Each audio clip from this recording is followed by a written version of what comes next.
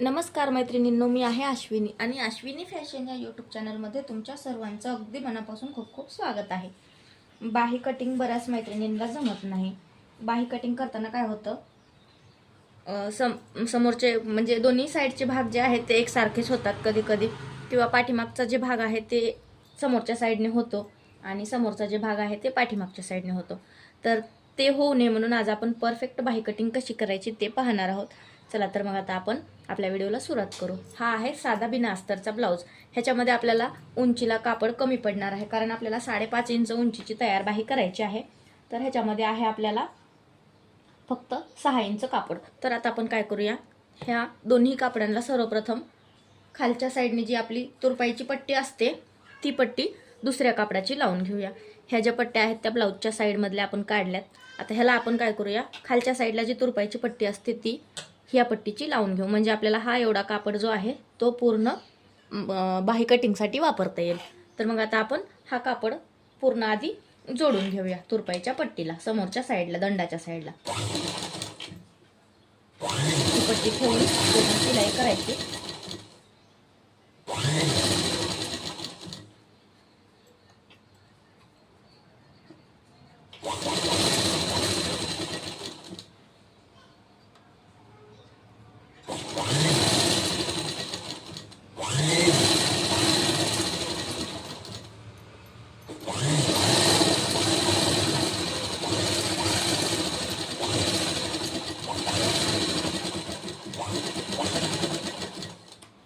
ज्या वेळेला साध्या ब्लाऊजमध्ये कमी कापड असतं त्यावेळेला हे असं आपल्याला करायचं आहे.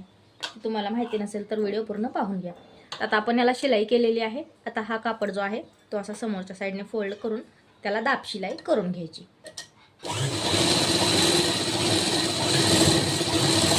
म्हणजे ज्या वेळेला आपल्याला उंचीला बाहीच्या उंचीसाठी कापड करून करतो त्यावेळेस अशी दुसरी पट्टी दंडाच्या साईडला लावायची साध्या बिना अस्तरच्या ब्लाऊजमध्ये.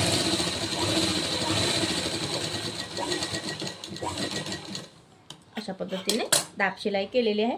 आता ही समोरची पट्टी खालच्या साईडने फोल्ड करायची आणि वरतून एक शिलाई करून घ्यायची.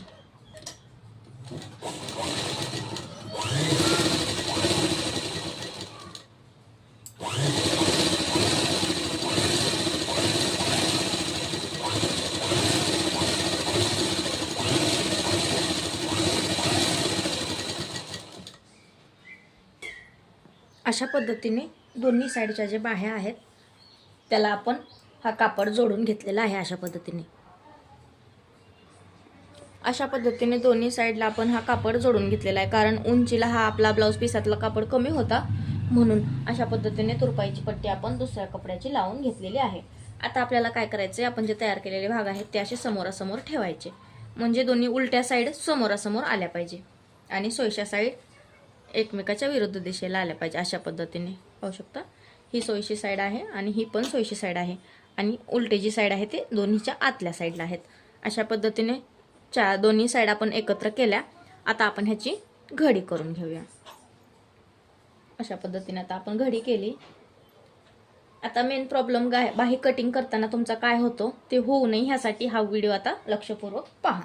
आता आपण मापे टाकून घेऊया आपल्या बाहीची.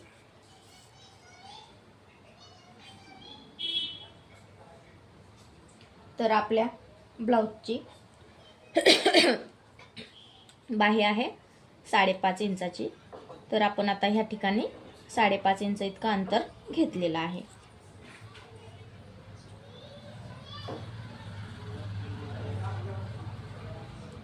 हे पाहू शकता, 5.5 इंच इतका अंतर आपण घेतलेला आहे. 5 इंचाची बाही आहे, 5.5 इथं आपण अंतर घेतले कारण अर्धा इंच आपल्याला जोडण्यासाठी लागणार आहे. 5.5 इंच अंतर घेतला. आता आपल्याला रुंदी टाकायची. अशा पद्धतीने 8.5 इंच आपण रुंदी घेऊया. ही आपली 8.5 इंच पूर्ण रुंदी आहे. आता आपल्याला काय टाकायचं आहे, रुंदीच्या साईडने पण आपली उंची टाकायची 5.5 इंच. अशा पद्धतीने टाकली. आता आपल्याला काय करायचं आहे, ज्या ठिकाणी आपण रुंदी टाकलेली आहे त्याच ठिकाणी खाली 2.5 इंचावर असं मार्किंग करून घ्यायचं आहे, कारण ही झाली आपल्या दंडघेराची उंची. 2.5 इंचावर मार्किंग केलं आहे. आता आपल्याला दंडघेर टाकायचा आहे. दंडघेर टाकण्यासाठी आपण मापाचा ब्लाऊज घेऊन मापाचा जो ब्लाऊज आहे तो असा ठेवायचा आहे. हा आहे आपला दंडघेर. म्हणजे फिटिंगची जी शिलाई असते तिथपर्यंत असतो आपला दंडघेर आणि समोर एक्स्ट्राचं शिलाई मार्जिन. हा दंडघेर आहे आणि हा शिलाई मार्जिन आणि ही आहे आपली दंडघेराची उंची. आता ही जी आपली मार्जिन आहे ती आपण दंडघेराच्या उंचीला मिळवायची. हे अशा पद्धतीने झालं. आता आपण ही उंची घेतलेली आहे 5.5 इंच. हे आता रुंदीकडचं झालं. आता उंचीकडे येऊया आपण. 5.5 इंच उंची घेतलेली आहे या ठिकाणी.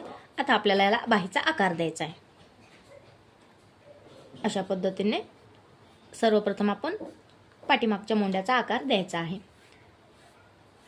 हा झाला आपला पाठीमागच्या मोंड्याचा आकार. आता आपल्याला समोरच्या मोंड्याचा आकार द्यायचा आहे. समोरच्या मोंड्याचा आकार देण्यासाठी ह्या दोन्हीच्या मध्यभागी 1 इंच अंतर असलं पाहिजे. आता 1 इंच इथपर्यंत व्यवस्थित यायचं आहे व्हिडिओमध्ये दाखवल्याप्रमाणे आणि इथून खाली अशा पद्धतीने याला मिक्स करायचे. तर अशा पद्धतीने आपलं हे बाहीचं माप झालेलं आहे. आता आपल्याला आपला जो मेन प्रॉब्लेम असतो तो कुठे होतो ते मी तुम्हाला सांगते. ह्या कटिंग करताना आपला मेन प्रॉब्लेम होतो. आता सर्वप्रथम आपण जी मार्जिन घेतलेली आहे शिलाई मार्जिन ती कट करून टाकूया आणि आता आपण वरचा मोंढा कट करूया. वरचा मोंढा आपण कट केलाय. आता बऱ्याचशा मैत्रिणींचा जो प्रॉब्लेम होतो तो इथेच होतो. त्या काय करतात, हा वरचा मोंढा कट केला का परत हा खालचा मोंढा लगेच कट करतात. तसं न करता आपल्याला काय करायचं, ही बाही अशी उघडून घ्यायची. हा झाला समोर पाठीमागचा मोंढा म्हणजे वरचा मोंढा. आता आपल्याला ही बाही उघडून अशी सरळ करायची. ह्या 2 बाह्या आहेत. हे पाठीमागचं झालं आणि हे पुढचं झालं. आता काय करायचं, बऱ्याच मैत्रिणी असं 4 पदरी फोल्ड ठेवतात आणि लगेचच 4ही पण भाग कट करून टाकतात. म्हणून एकाच साईडच्या 2 बाह्या तयार होतात. तसं न करता ही बाही अशी उघडून घ्यायची आणि हा जो खालचा मोंढा आहे समोरचा तो नंतर कट करायचा. फक्त एवढाच प्रॉब्लेम आहे. दोन्ही भाग ह्यामुळेच एकसारखे होतात. तर अशा पद्धतीने असं 4ही भाग एकत्र न कट करता आधी वरचा मोंढा कट करायचा, नंतर बाही उघडून घ्यायची आणि नंतर हा समोरचा मोंढा कट करायचा. तर अशा पद्धतीने आपल्या ह्या दोन्ही बाह्या वेगळ्या वेगळ्या तयार होतात. पाहू शकता, ही आपल्या समोरच्या मोंढ्याची बाही आणि ही पाठीमागच्या मोंढ्याची बाही. तर हीच एवढी पद्धत तुम्ही सेमपणे वापरून पहा. तुमची बाही कधीही चुकणार नाही किंवा एकसारख्या दोन्ही बाह्या कधीच होणार नाहीत. तर मग हा व्हिडिओ तुम्हाला कसा वाटला ते मला नक्की कमेंट करून सांगा. आणि असेच नवनवीन व्हिडिओ पाहण्यासाठी अश्विनी फॅशन या यूट्यूब चॅनलला सबस्क्राईब करून घ्या.